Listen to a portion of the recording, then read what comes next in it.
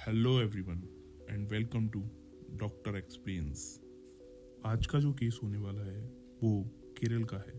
शुरुआत में ये एक नॉर्मल किडनैपिंग का केस लग रहा था, लेकिन जैसे जैसे इस केस में इन्वेस्टिगेशन हुई, इस केस ने सिर्फ केरल को ही नहीं पूरे देश को हिला के रख दिया।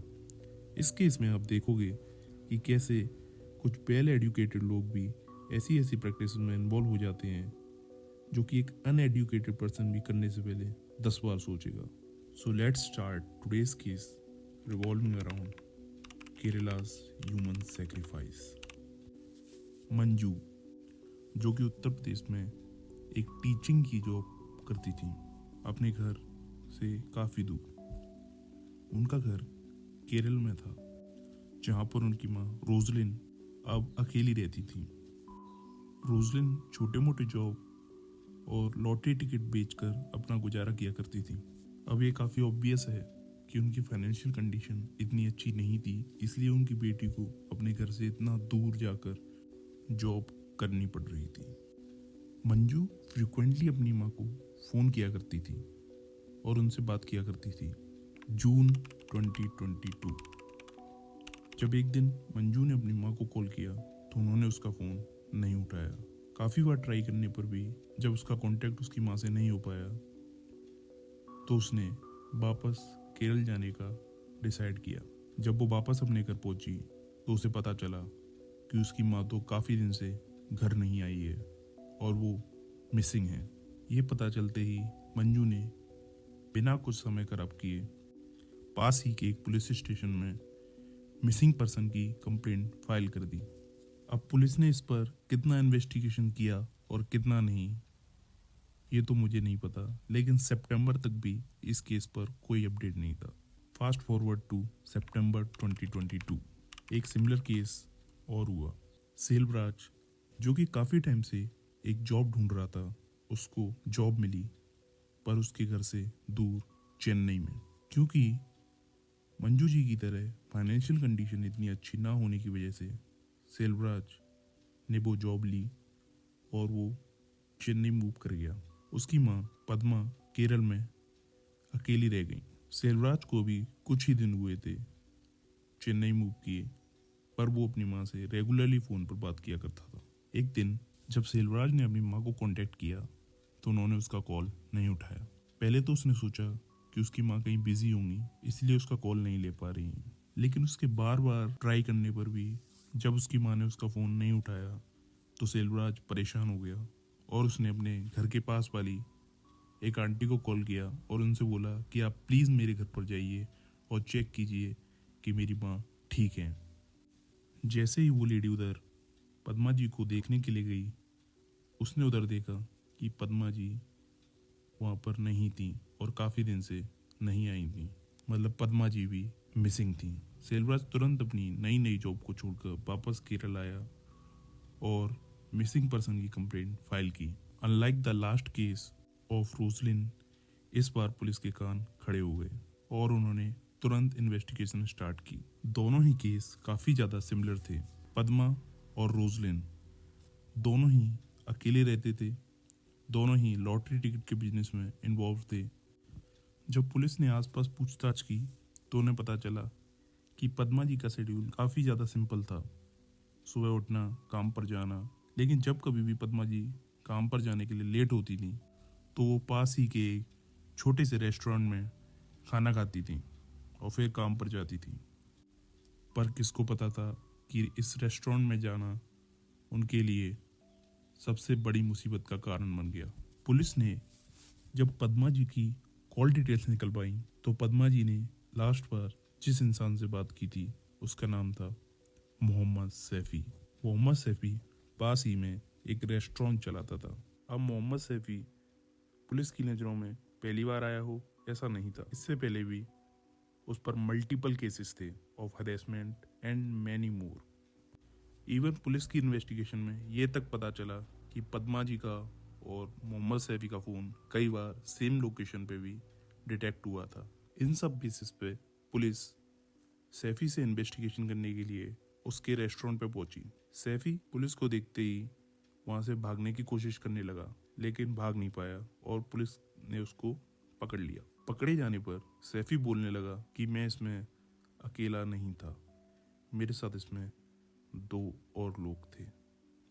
यहाँ से पुलिस को इतना तो क्लियर हो गया था कि ये सिर्फ एक किडनैपिंग का केस नहीं है और पद्मा और रोजलिन के साथ कुछ तो गलत हुआ है। भगवत सिंह और लैला सिंह।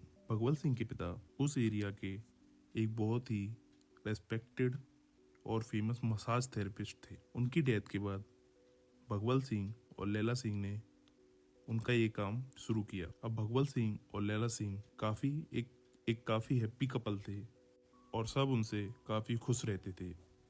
वो दोनों सोशल मीडिया पर भी काफ़ी ज़्यादा एक्टिव थे, रेगुलर फोटोज पोस्ट करना, सभी को मैसेजेस करना एक्सेट्रा। लेकिन जैसा बाहर से दिखता है वैसा हमेशा वो ऐसा नहीं होता है। अंदर से वो दोनों काफ़ी ज़्यादा परेशान थे क्योंकि उनकी फाइनेंशियल कंडीशन काफ़ी टाइम से बहुत ख़राब थी। क्योंकि भगवत सिंह फेसबुक पर काफ़ी ज़्यादा एक्टिव था, वहाँ पर उसकी श्रीदेवी नाम की एक आईडी से रेगुलर बात होती थी और 2 साल से वो लोग बात कर रहे थे और 2 साल से वो लोग टच में थे। भगवत सिंह को श्रीदेवी पर काफ़ी ज़्यादा ट्रस्ट था। इवन उसने अपनी घर की सारी प्रॉब्लम कि उसके साथ क्या क्या प्रॉब्लम है, उसकी फाइनेंशियल कंडीशन की क्या प्रॉब्लम है, वो सब भी श्रीदेवी को बता दिया।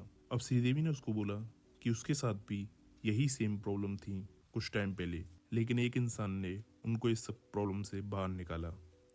भगवत सिंह ने जैसे ही ये सुना उसने भी उस इंसान से मिलने के लिए बोला। श्रीदेवी ने बोला कि वो उस इंसान को भगवत सिंह के घर पर भेज देगी और वैसा ही हुआ।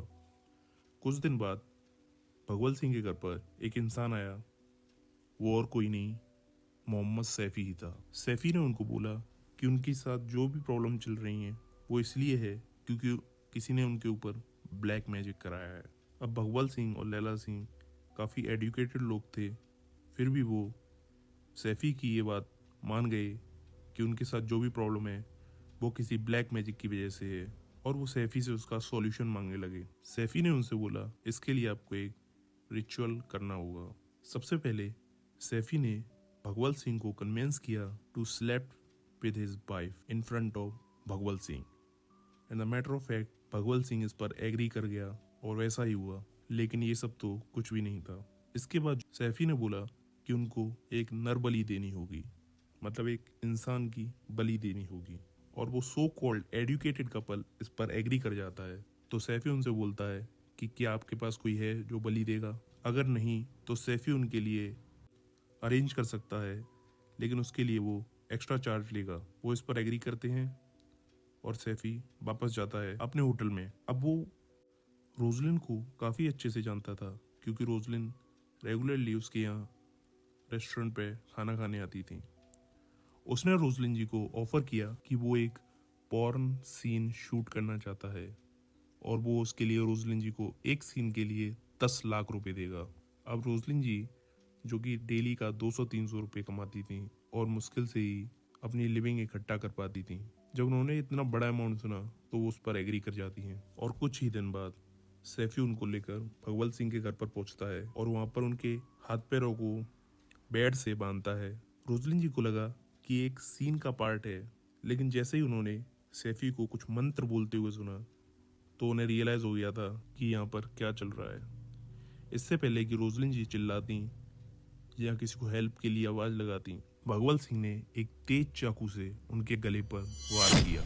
इस केस में हर इंसिडेंट पिछले वाले इंसिडेंट से और ज़्यादा डरावना है। इसके बाद उन्होंने रोजलिन जी के बॉडी के टुकड़े किए और उसको खाया और बचे हुए बॉडी को अपने ही बैकयार्ड में एक गड्ढा खोद के गाड़ दिया। अंधविश्वास में लोग किस हद तक जा सकते हैं, ये केस उसका बेस्ट एग्जाम्पल है कि एक एडुकेटेड लोग भी अंधविश्वास के चक्कर में किसी भी हद तक जा सकते हैं। कुछ दिन बाद जब भगवत सिंह को अपनी कंडीशन में कोई इम्प्रूवमेंट नहीं दिखा तो उन्होंने सैफी को कांटेक्ट किया और बोला कि हमने तो नरबली भी दे दी, फिर भी हमारी कंडीशन में कोई सुधार क्यों नहीं है। अब ये सब चीज़ एक्चुअल में वर्क तो करती नहीं है, जो उनकी कंडीशन में एक्चुअल कोई इम्प्रूवमेंट आ जाता। तो सैफी ने उनसे बोला कि आपके ऊपर जो ब्लैक मैजिक हुआ है वो काफ़ी स्ट्रॉन्ग है और उसके लिए आपको एक नरबली से काम नहीं चलेगा, आपको एक और नरबली देनी होगी। और वो सेम रिपीट करते हैं, लेकिन इस बार उनकी विक्टिम थी पद्मा जी। पद्मा जी भी उसके होटल पर आती थी खाना खाने। उसने उनको भी सेम सिचुएशन, सेम अमाउंट दिया और वो भी एग्री कर गई।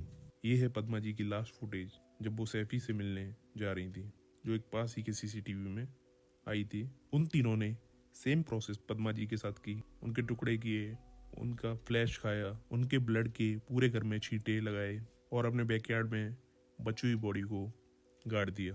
पुलिस ने सैफी, भगवल सिंह और लैला सिंह तीनों को अरेस्ट किया, लेकिन आज तक भी 2024 इस केस पर किसी को भी अभी तक सजा नहीं मिली है। तीनों कल्प्रिट्स जेल में हैं। इस केस पर सबसे लेटेस्ट अपडेट ये है कि 22 जनवरी 2024 में लैला सिंह ने एक बेल एप्लीकेशन फाइल की, जो कि केरला हाई कोर्ट ने रिजेक्ट कर दी और वो अभी भी तीनों जेल में ही हैं, विद द होप कि इस केस पर जल्दी ही डिसीजन आए और जो कल्प्रिट्स हैं उनको सजा मिले। With that we are wrapping up today's case.